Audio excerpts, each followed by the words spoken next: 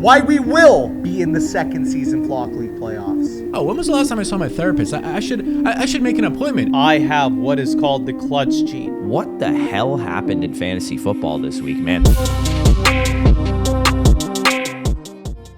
My Sunday morning is not going well, but it could be worse. I could be Sammy Stacks and yet again have another injury. Now, I know a lot of people think like, oh my gosh, Team X, Team Y is dealing with injuries, blah, blah, blah. Team X, Team Y is unlucky.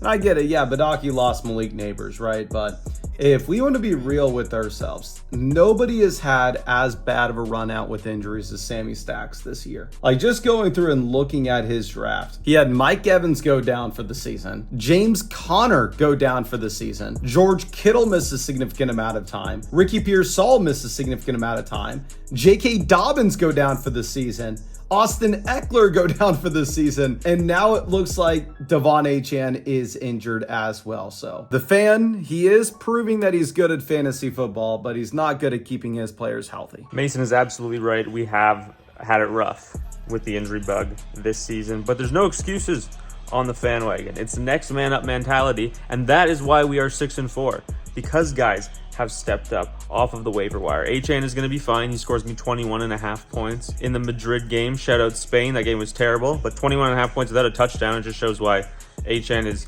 carrying our squad to the playoffs here. We need a big 1 p.m. window, a big 4 p.m. window. We got 3 Niners in that game later today. We're hoping for a big Sunday to take down Avery. Look at this bum. What are you doing? I know you're new to the team of destiny. I get it, Waddle. I mean, I understand. You don't know the standard that we set, but your ass about to learn real quick. If this keeps up, Jacob sniped on the 1. Yeah! Well, Josh Jacobs to the locker room. I'm sitting here driving to pick up food, and I might just drive this off a bridge. Oh, Danny, your boy Addison. Oh, where is he? Oh, he's right there, but off the hands. Close but no cigar. Yeah, good game, Danny. We get the Manuel Wilson touchdown. Second touchdown for the Packers. It's not Josh Jacobs. Jacobs still not in the game. And we get the second Josh Allen interception. So looks like the team of destiny will be falling to 8-3. And I am a little bit conflicted now, because y'all know I was born to prey on the downfall of Avery Huffman. I mean, I sit here and I pray every night, oh God, please strike Avery's team down. But now, I'm fighting for my bye. And given this Josh Jacobs injury, I may really need week 15 off to get healthy. So all of a sudden, I'm thinking I may need the fan to lose. So I don't know how we got to this point, but I am now rooting for my arch nemesis. Walking around Walmart, people keep asking me, ooh, y'all got the Lions today, right? Buddy, I don't care about the Eagles. I've got Danny Ladd today, all right? I've got good news and I've got bad news. Good news is we picked up Sean Tucker off the waiver wire. Bad news is we didn't start him. So, didn't think Buffalo could be this incompetent at home. But it's good to have him, because now I can probably start him until Bucky's back. But it's also hard because knowing how good Bucky could have been in this matchup. But at least he's on my bench. It's painful to leave a 20-plus point game on the bench, that's for sure. I'm not gonna lie, y'all. The defenses this year have been the bane of my existence. I don't think I've played a single defense that's done well this year. I hate playing defenses at this point. I have -2 points from the Chargers. I can't figure it out, man. Every week, I have a defense, and they shit the bed. It's always a disadvantage for us. I'm sitting here with the biggest smile on my face because not only is T. Higgins outscoring Jamar Chase, not only does Travis Etienne have 2 touchdowns, but Rachaad White with 7 points, and I just watched Sean Tucker score his 3rd of the day, a hat trick for Sean Tucker. Avery, I'd start stretching, buddy, because you gonna be dancing. With Jonathan Taylor on bye this week, I was considering picking up Sean Tucker. He was like the only running back on our waiver wire with a pulse. I put a $2 bid in for him. I figured that would be enough. Who the heck's going to pick up Sean Tucker? Zach put $6 on Sean Tucker, and he just scored his 3rd touchdown of the week. So I would have clinched the win had Zach, the only other person who bid on Sean Tucker, not put $6 on him. Sean Tucker has 132 total yards, 3 touchdowns right now, multiple receptions. He's putting on a Jonathan Taylor performance of 35 plus points, and I was the only other person to bid on him. Why, Zach? Why did you need to put $6 on Sean Tucker? You gotta be kidding me. Zach picked up Sean Tucker this week and didn't even start this guy. Me, who actually needed a running back this week. Tucker would have gone right into my lineup. Zach spends $6 on him and sits him. There's only like 2 or 3 weeks left in the fantasy season for Zach. Why are we spending $6 on Sean Tucker to bench him? Why did you have to put any dollars on Sean Tucker? He should have been in my lineup with 35 points. The rich should have only gotten richer, and I would have clinched 10-1 and not had to sweat out Sunday Night Football now and Monday Night Football. I could have gotten my full 8 to 9 hours of sleep, and now I have to watch a terrible football game between the Detroit Lions and the Eagles. Oh, they're 2 good teams. I don't care. Just the most disgusting thing. Why, Zach? Why spend $6 on Sean Tucker to put him on your bench? So yeah, this is just an absolute mid-off between Badake and I. Both our teams are projected for like 110 points at this point in the fourth quarter of the 1 o'clock games. But I was looking like I had a pretty good advantage. And then Badake's defense, the Steelers, and James Cook both score touchdowns after nobody else on his team was basically doing anything all day.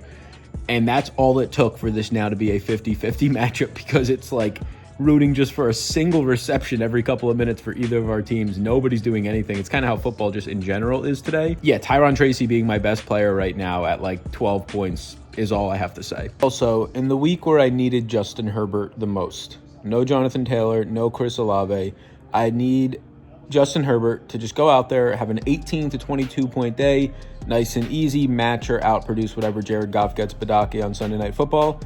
Herbert is currently having his worst career game. He has 80 passing yards, interception, no passing touchdowns. The Chargers are down so much to the Jaguars that Herbert is not playing a single snap in the fourth quarter. He got pulled with 12 minutes left in the fourth quarter when the offense came back out on the field. So I'm going to get 4 fantasy points from my quarterback, who's been averaging like 20 plus points the past 6 weeks, on the week that I needed him most. Everything is going wrong. We just need a victory to clinch the bye. 1 out of these next 4 weeks. I'd like to get it today. It's going to be tough. My secret weapon. All right, we're saving him till later in the day. But Mr. Barkley, I know you're going to come through for us. Team captain, I would never in a million years trade you away or even consider trading Barkley. So I throw out a little feeler offer of Breece Hall and Nico Collins for Jonathan Taylor. He rejects, and in the chat he goes, yeah, I'm going to need Saquon Barkley. I go ahead, I send that offer to Sal. Is Jonathan Taylor going to come to my team? Am I going to be able to send Saquon Barkley and Nico Collins for him? And he tells the entire league he's going to do it, tells the world he's going to do it, and he backs out. He's the one untouchable player on my roster, and he's going to come through and save the day for us. So I can confirm, I just looked at the last 3 matchups I've had, and in the last 3 weeks, I've had 3 points from my defense. No, not 3 points each week. That would be awesome. I've had 3 points total. 3 points total in the past 3 weeks from the defenses. I'm definitely team get rid of defenses at this point, 100%. I'm all aboard for the rule change, please.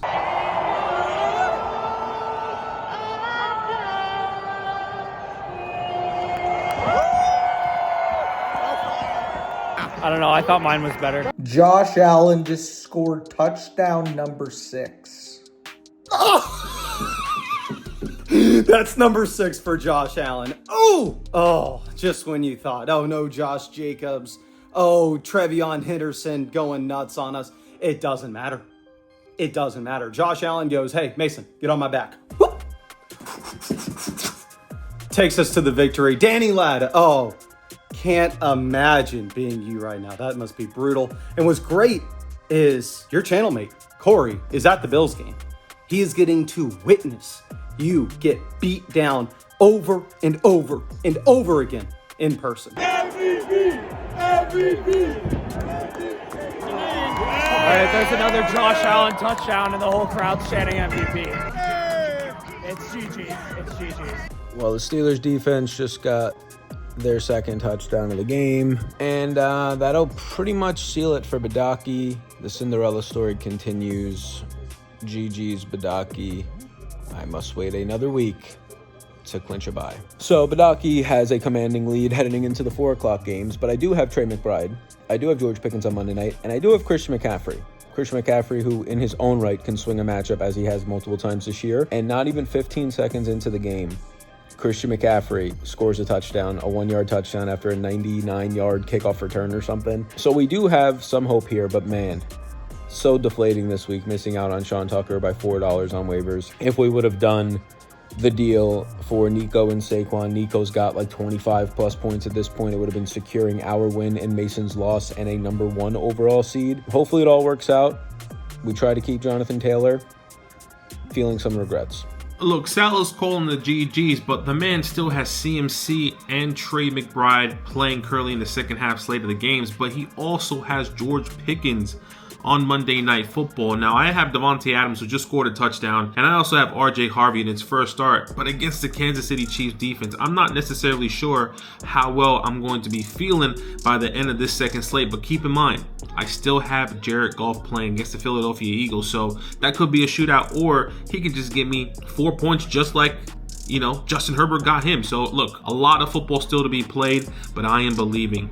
Come on, baby. So the 4 o'clock games for the most part have not gone any better. Couldn't have gone any better for me. Right now, RJ Harvey has just 1 point for Badake, and Davante Adams does have 7 points, but it's on 1 catch for 1 yard, and it just happened to be a touchdown at the goal line. Of course, Davante Adams at the goal line, but my players are doing well. McCaffrey has 18 points at half. Trey McBride has 10. My kicker has 4 points. So we're trending right now to have a lead going into Sunday Night Football, where Badake only has Jared Goff.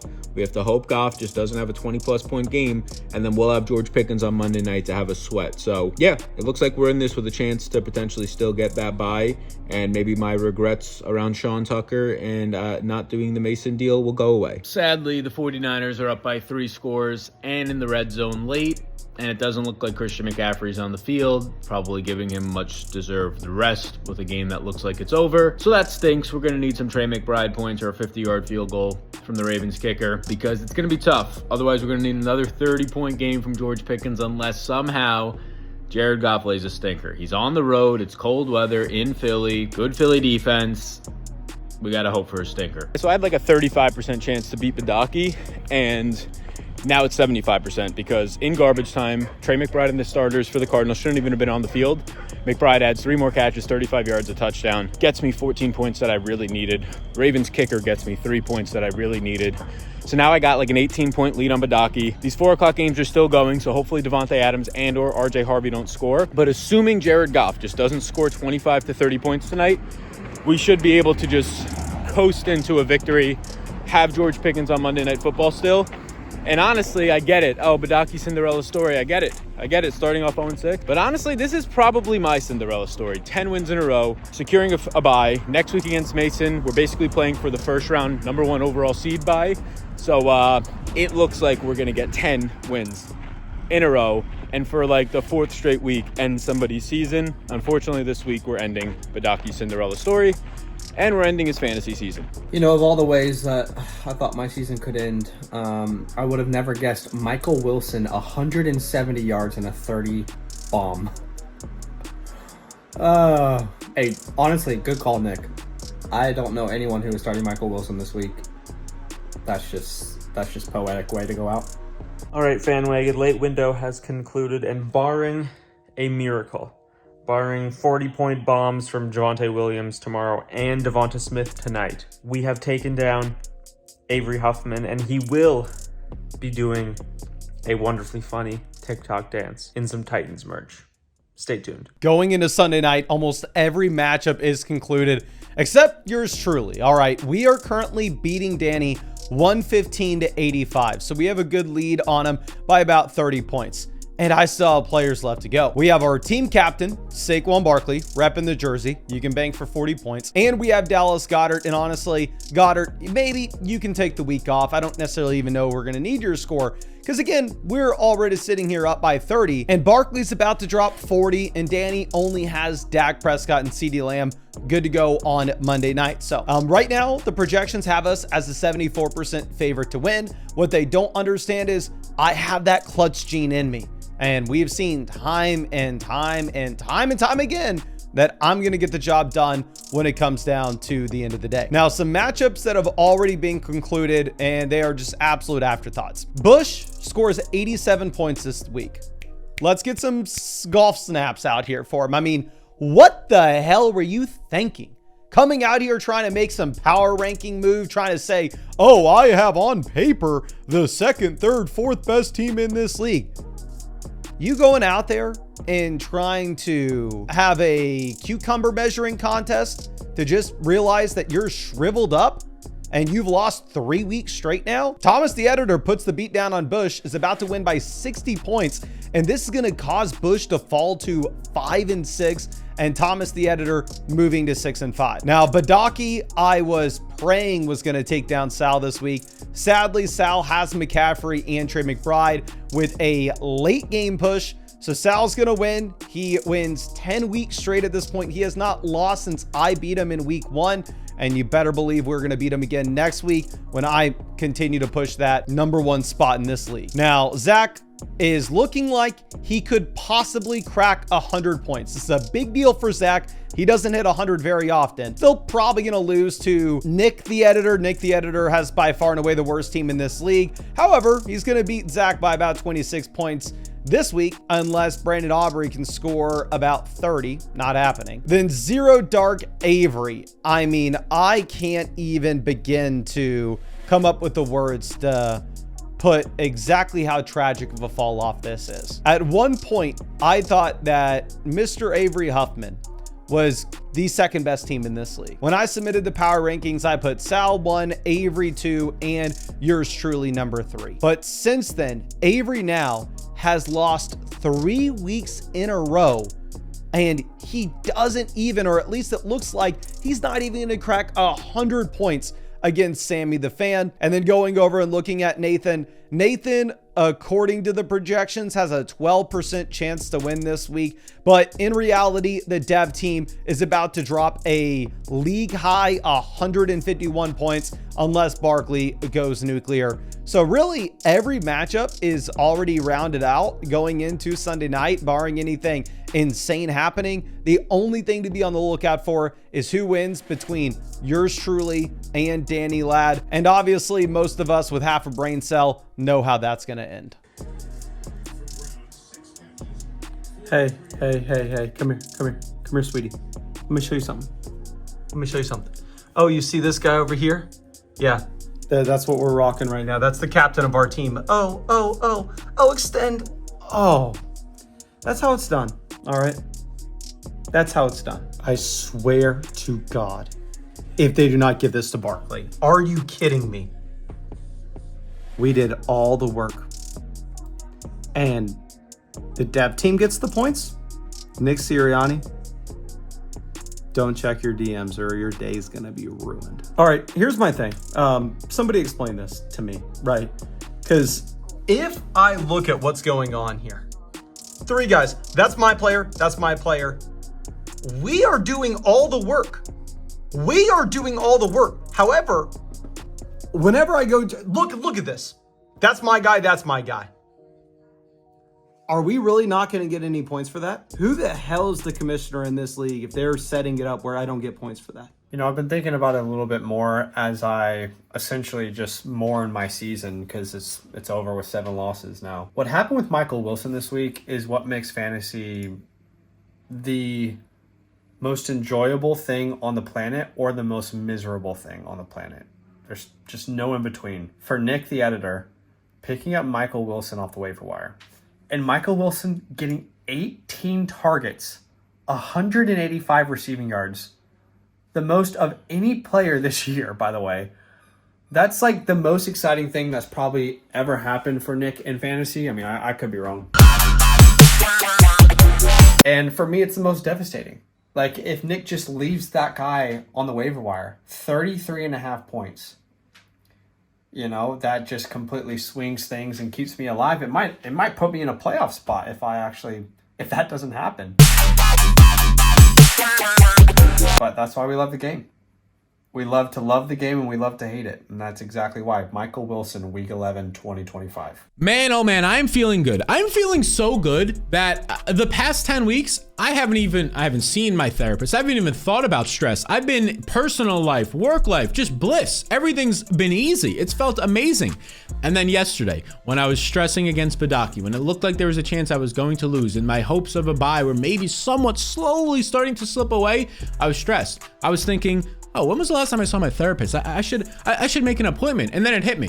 Oh my goodness. My mental health the past multiple months has been directly tied to my fantasy success, to what my fantasy season is. So I caught myself yesterday online about to book an appointment for therapy this week. Like, yeah, I've been feeling a little bit tense. Maybe we go talk it out a little bit. And now that appointment's canceled. I'm not going. Everything is better. I literally feel amazing. I am now 10-1. I have a bye. And after we beat Mason this week, who probably won't have Josh Jacobs, who doesn't have Jalen Warren on bye, who didn't want to trade for Jonathan Taylor, so he has a crappy team. After we beat him this week, we'll secure the #1 overall seed. And then we just get to pick. We get to pick whichever team is left over in that final four. I don't have to do anything at this point until week 16. I might take a vacation right now for the next month of the season. You know, I've been very critical of some trades this year, and then there's been some trades that I just haven't been critical of. We forgot those ones, but the ones that I've been very critical of, I think are justifiably so. I mean, you look at Danny's team. I don't think the guy's won a game since he made those trades, and there's a decent chance after Monday Night Football that he doesn't win another game the rest of the season after making those trades. You look at Nathan's team, and if you actually remember, like the only person who was giving Nathan credit for his trade, and if you don't remember the trade, he traded away his entire team for Puka Nacua, Jalen Warren, and Alec Pierce, but like the entire team. And I was like, yeah, I think that's a great deal. And everybody since then has been giving me crap anytime Alec Pierce catches his first touchdown of the season. Anytime Puka Nacua has like a 10-yard reception, I get crap for it. So, I mean, I just wanted to check in on Nathan's team this week, who is going to move to 4-7, bottom of the standings, and probably has no shot at the playoffs. And I just wanted to check the guy that he traded his whole team for, who like we all assumed was just going to score at least 50 points per week, at minimum 30. This week, he had 14 points. But I mean, the running back who is better than Derrick Henry and Jalen Warren had, 8 fantasy points. So those two guys combined, that would be 22 points. Now, 22 points is interesting because that is the exact amount of points this week that Derrick Henry alone had. I mean, it's only a 1-week sample, but it just seems interesting. There's definitely some magic going on Team Sal this year outside of 10 straight wins. It's like whenever we acquire a player, they just immediately produce. They're like, oh, this is what a winning culture, like the locker room doesn't have weights from 30 years ago. We get free haircuts here. We get free massages here whenever we want. And like, they just get an extra pep in their step. It happened in week 10. Alvin Kamara did nothing literally all season long, puts up 115 total yards in our lineup. We say, it was great to have you, Alvin. I know you're going on bye. You have a great bye. We're going to ship you off for somebody who's more useful this week in week 11 in Tyron Tracy. And Tyron Tracy has a season high in touches. He has like 140 total yards, and the second he hits our lineup. Parker Washington, the second you hit our lineup, back-to-back weeks of 17 fantasy points. There's just something to it. There's something to getting in this winning locker room where you're always fresh with a haircut, where you're always feeling good, where you're always feeling your best. So that's going to continue into week 12, week 13. But the thing is, in week 14, Christian McCaffrey and Tyron Tracy are on bye before the trade deadline in this league. Who's going to be the next player to join this team? I don't know. We'll have to find out. This was just such a horrendous week of fantasy football. Like, I'm sure everybody felt this, but my team and Avery's team, for my money, 2 of the best 5 teams in this league. I'm not going to say that my team's the best in this league, but I do think I should be putting up more than whatever I put up, like 80 points or something. Avery puts up like 56 points, on pace for 74. What the hell happened in fantasy football this week, man? I look at the leading scorers from the week. Sean Tucker, the RB2 overall. Kenneth Gainwell, the RB5 overall. Wide receiver-wise, Michael Wilson was the wide receiver 1 on the week. And Christian Watson, Tyrell Shavers, Greg Dortch, and Xavier Legette were all wide receiver 1s this week. What a putrid performance from Team Unk. Lamar Jackson, 6 points. Ladd McConkey, 13 receiving yards. Kyle Pitts, 14 receiving yards. I play TJ Hawkinson in my flex this week because I was like, I can't really trust Kenneth Walker right now. I'll do the safe thing, and I'll play Kamani Vidal in my RB2 slot, who gets 3 points in and out of the lineup. Justin Herbert gets hurt. Complete train wreck for my roster. And Kenneth Walker on my bench, because fantasy football, drops 20 points and has goal line carries and 16 plus carries and 3 receptions. Like, what a brutal week, man. Congrats to Thomas. I'm going to drop to the 7th seed, I believe, now after this week is over, because looking around the league, Sal beats Badake. Zach is probably going to lose to Nick the editor. It's not a guarantee yet, but it looks like Nick's going to take that one down. Mason and Danny got a Monday night sweat. Danny, of course, needing some big performances from Dak and CeeDee Lamb. Avery, same fate as me, drops 56 with Javonte Williams to go, so probably 75, 80 points at best. And then Nathan dropping to Team Dev, and the Devs have more points for than me, so they're going to jump me in the standings. Thomas is going to jump me in the standings. Avery will still be ahead of me in the standings because he has more points for. So Avery and I are now the 6 and 7 seed in this league. Thomas, Devro, and the Fan Wagon going to be the playoff teams here, and then depending on what happens with Danny here, I do think Danny would still stay behind most of us in the standings, but brutal situation for Team Unk. So in the last couple of weeks, we've seen a couple of the creators, I'm not gonna say panic, but they've certainly gotten rattled that maybe one of their players isn't available. So for me, when I wake up in the beautiful Sydney, Australia, and I see that my best player, Drake London, has a knee injury, brand new this week, gonna miss 2, 3, maybe 4 weeks, I have no idea. What do I do? I was born in the darkness. I've never seen the light. I feel dead because when I saw that, it didn't have any emotional impact on me at all whatsoever. It's like, oh yeah, we'll just add them to the list. Yeah. That's just kind of how it is this year for me. But, no, I mean, I feel bad for those people who are missing players. I feel awful. Also, quick shout out to Derek, I think his name was. He found me in the Fallsview Casino and said, hey, are you like on TikTok, you in the Flock League? And I was like, yeah, I'm in the Flock League. And I had just rinsed like $350 on the blackjack table. So shout out to Derek. As I said, it is the same story every single week. Moving on to 4 and 7 and competing for a booth at Denny's. See you all there. I expect to lose out. How fitting is it? This matchup against Mason, potentially my season in the Flock League, all coming down to Monday Night Football. Not only does it come down to Monday Night Football, it comes down to my #1 stack, my first round pick in this Flock League, the guy that I so eagerly took the 2nd overall pick to select. CD, this is your time to shine. This is your time to show everybody else in this league why Team Lad made you the #2 player off the board. And on top of that, if you thought CD wasn't enough, I have my quarterback, Mr. Prescott. You guys see the jersey hanging in the back every time I record a video on this channel. It's time to go on and put on a show. We need 45 points. We need to knock off Mason, and we need to keep these playoff hopes alive.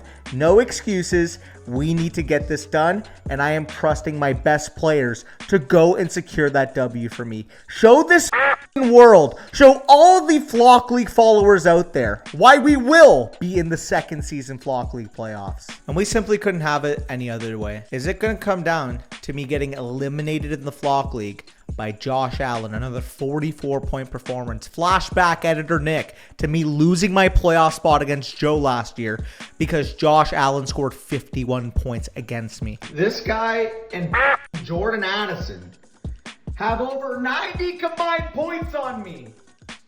What am I watching right now, man? If I lose my playoff spot because Mason had Josh Allen after I drafted and then traded him Josh Allen, only for Josh Allen to score 44 in a week that I need to win in order to stay alive, that's going to be the gut punch. On top of that, I mean, Nico Collins, the guy that I showed up to the draft wearing his jersey only to discard it for Mr. 88 Sedarian Lamb.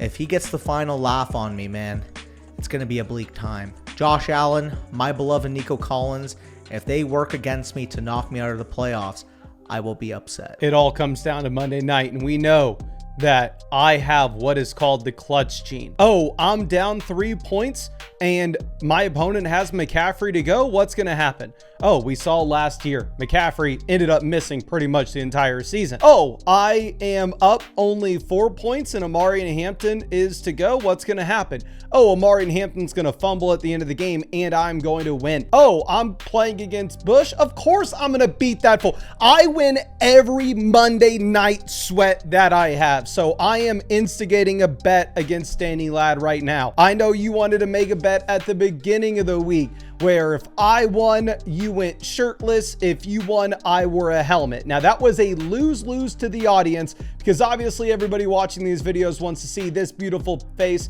and they don't want to see you shirtless. But what they may want to see is a TikTok dance. I love Avery's idea. I'm going to take some inspiration. And since we already know Avery's going to be doing a TikTok dance of Sammy's choosing, why don't we just go right with that? Sammy gets to choose the TikTok dance of the loser of our matchup. Let me know if you're in. Let me know if you have faith in your Dallas Cowboys. But I know that I am undefeated in bets and I have what is called the clutch gene. Unfortunately, Mason, I'm going to have to decline your offer.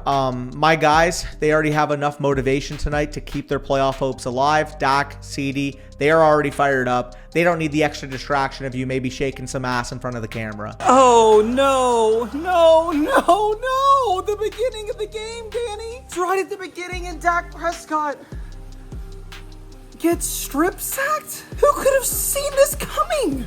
Oh my god, that's not good right there. Well, it was good for me, but not for you. CD Lamb! Dak stack! Well, that is no bueno. Another Dak passing touchdown, baby, number 2!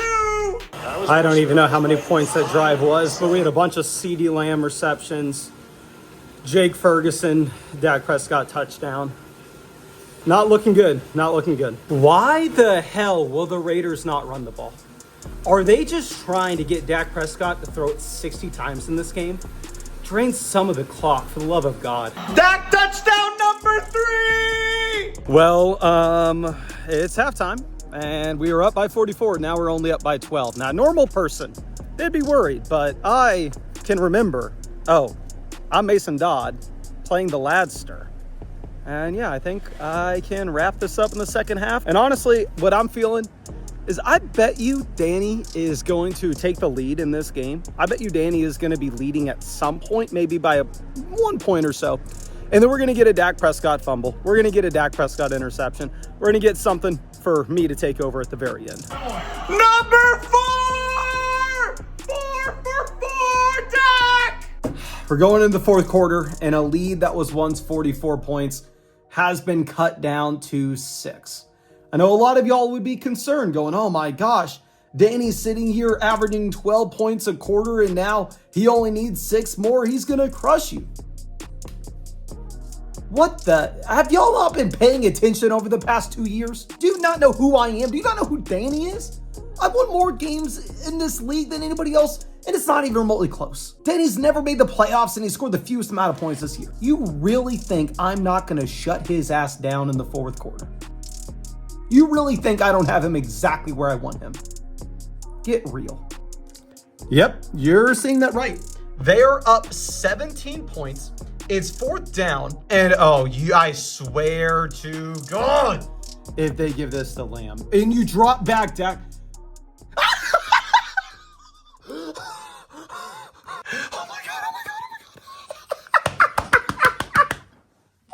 I swear to God, I saw this live. Look at this, he's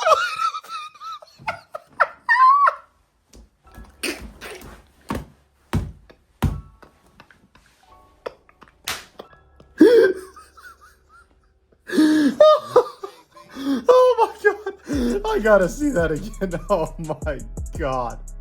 If y'all don't know, last year I beat Danny at the very end with like a blocked punt. I don't even. Oh my gosh, CD Lamb. Dak Prescott, that would have been 10 points there minimum. Oh, I can't wait to see Danny. Oh my gosh. These scriptwriters have no care about my mental health, like genuinely. Like you guys in the comments are like, well, they're forcing trades, they're trying to make content, this and that. You guys say all that. I'm genuinely when I say everything about this league is as real as it gets.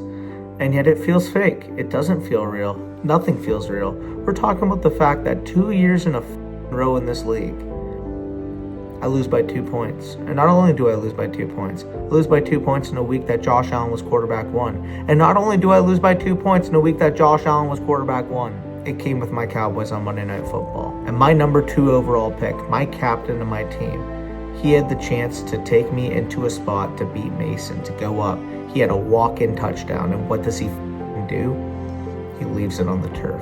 Just like CD, I've dropped the ball in my season. Geno Smith is straight ass. I put up that defensive front at the goal line to win. Oh, okay. Oh, they can already kneel it? Oh, I didn't know they could kneel it. I figured they'd be... If they're already kneeling, I guess I win. Now that is classy. All right, that is good sportsmanship. The Dallas Cowboys stand-up franchise. Really class act out of them if they're going to kneel this down. Yep, Dak's kneeling. Game's over. It was nice playing against you, Danny Ladd. I mean, we all knew this was going to happen. Every single person watching knew this was going to happen. Just to recap the week's events. My team put up 65 points. Jamar Chase spit on somebody. Javonte Williams is dead now. Sam Laporta's on IR. Omarion Hampton's still on IR. Terry McLaurin hasn't played all season. So, yeah. I will see you guys on the next video where I'm dancing like an absolute idiot. You know what they call this, ladies and gentlemen? They call this rock bottom. All right, I've calmed down, and let me give you all the updated standings, the recap. Obviously, I hold on to my win against Danny. I moved to 9-2. I'm going to be battling it out with Sal this next week, hopefully for that #1 spot. And Danny Ladd moves to 4-7, sadly, because of his points for. Most likely he will not be making the playoffs unless he wins out from here. He'll be playing in the toilet bowl to make sure that he does not have to do the punishment. Corey only scores 87 points, loses against Thomas, the editor. Now, Corey falls to 5-6. Thomas moves to 6-5, and they're going to be in the group of guys that are battling it out for one of those last playoff spots. Sal sadly ends the Cinderella run for Badake. Badake falls to 4-7. Unless he wins out from here, he is probably going to be playing the toilet bowl to avoid the last place punishment. Sal moves to 10-1. He has not lost since I beat him back in week 1, but I'm about to beat him in week 12 again. Don't you worry. Zach and Nick went up against each other. Nick ended up winning by only 13 points. Was a close one, but this most likely means that Zach is going to be regulated to the toilet bowl unless he is able to win out. Avery pretty much scores a league low across the entire history of this league. 66.5 points, goes from having one of the best teams on paper to falling to 5-6. And now he has actually already put Omarion Hampton and Jamar Chase on the trade block. I'm trying to trade for him right now because, again, he really needs to win right this second if he is to make the playoffs. And then the fan wagon moves to 7-4, essentially clinching his playoff berth with Sal and myself. The only way that he ends up getting that round 1 bye is if I lose out from this point and he wins out. And then Nathan loses to Devro. This was a super important matchup to determine who is going to have that last playoff spot. But now Nathan will have to win out if he wants to avoid the toilet bowl. So essentially the updated standings, Sal and myself are all but guaranteed to have the bye weeks. Now, getting #1 in the regular season is a massive deal because in the semifinals, after your bye, you get to choose your matchup of the remaining teams, which is a massive advantage. So we still have a lot to play for to fight for that #1 spot. Sammy the fan essentially clinches a playoff berth. And then afterwards, Thomas, Avery, Corey, the dev team are all going to be battling it out for the last 3 playoff spots. And most likely, we are going to have one of Nathan, Badake, Zach, or Danny throwing their hat in the ring for that last playoff spot. They all have an uphill battle, but it's more likely than not that at least one of them is able to get there. But I appreciate you hanging out with us, and I owe y'all a massive thank you. You got us to 50,000 subscribers, and I'll see you later in the week when I prepare to take down Sal and yet again become the king of this league. Jamar Chase, what have you done to me? I risked my entire Flock League season on this idiot. And he spits on somebody during a game. You literally can't make this up. What have you done, Jamar? Are you kidding me? Jamar Chase, you're dumb. And I'm trading you to somebody else.